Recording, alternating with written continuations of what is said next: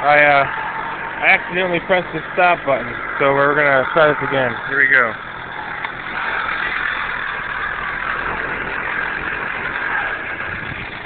Alright, we're in gear. Here we go.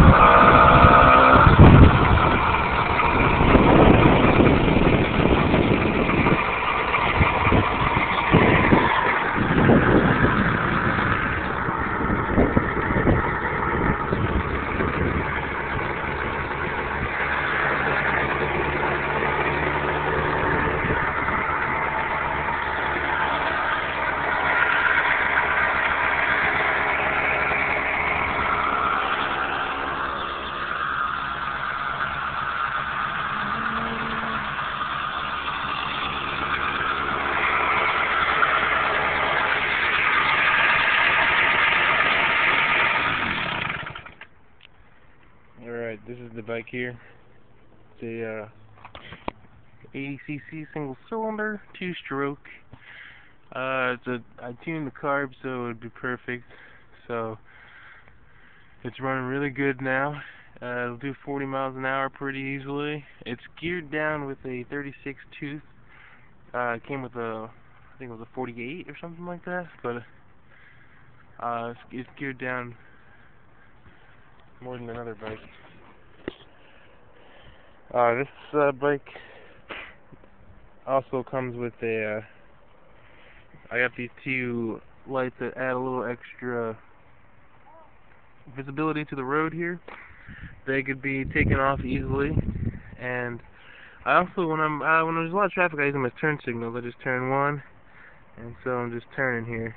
And they could also be used as like an emergency or flashers, hazards. Kind of looks like, hey, get out of my way. And you know, they're pretty bright at night. They're a nice 5 LED lights, and they take 4 AAA batteries, but they last a very long time. This one's powered by the motor, so you don't have to worry about batteries anyway. See, it's hooked up through the white output here, so it turns on when the motor's on, turns off when the motor's off. This one is also controlled by the motor. It's a tail light. And this is another battery one, just for extra visibility at night when it's really dark. Has different modes and stuff like that. It's pretty cool.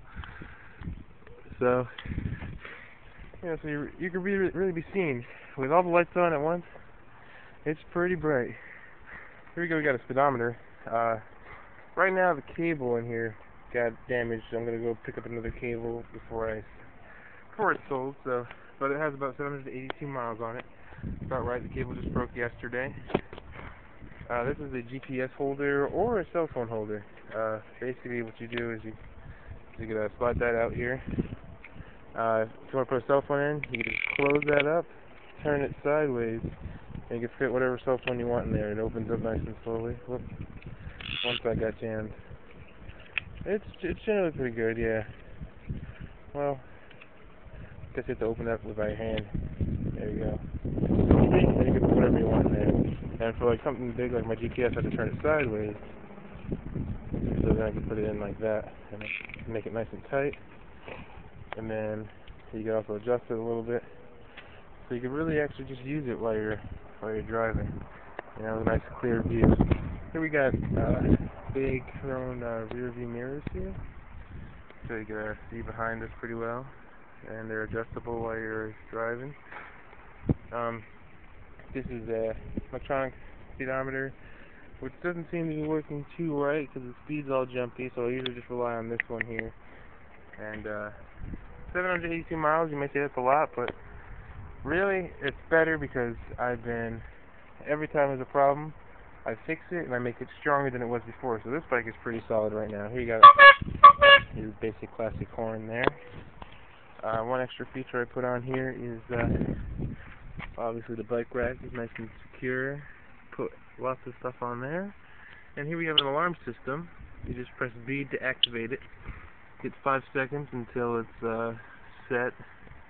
So if you touch it, it's very sensitive. If you touch it, the alarm's off. And it's pretty cool.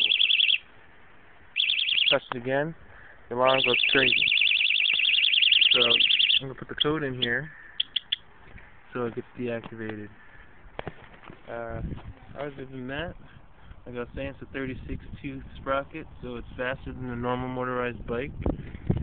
I also put a high compression slant head in here so it has more power, and an upgraded spark plug. So it has pretty good acceleration and very good top end. So if you ever confronted another motorized bike, this one would probably beat it since it's geared differently.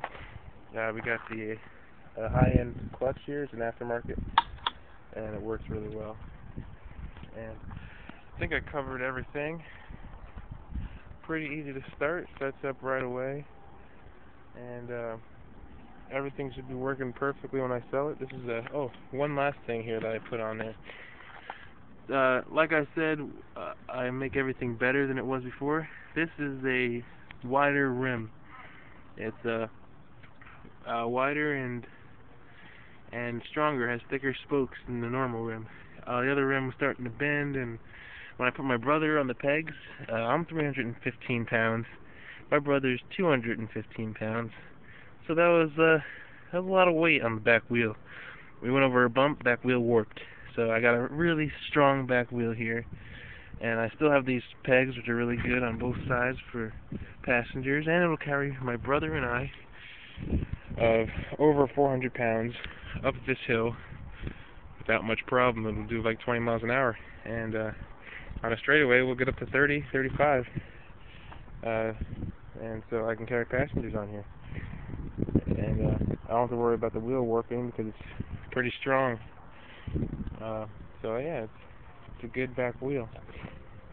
And it's also a new tire because the other one started to wear out because, after about 800 miles of high-speed driving and stuff, so it's a new tire. You can't really tell because it's got grease on it, but that can be washed away with like some kind of Brillo pad or something.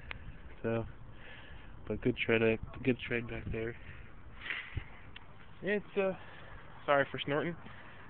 Aftermarket fuel filter, and everything else looks pretty good. So this is my bike here. Selling for $500. I use it to go to work every single day, so it's very reliable. And when I ride, I just stay right in the middle of traffic because this thing does 40 miles an hour, and the speed limit around here is about 30. So I just stay with cars, and I don't even bother riding on the side of the road. Cops never bother me. They pass me, I pass them. And I have encountered motorcycles before, and they just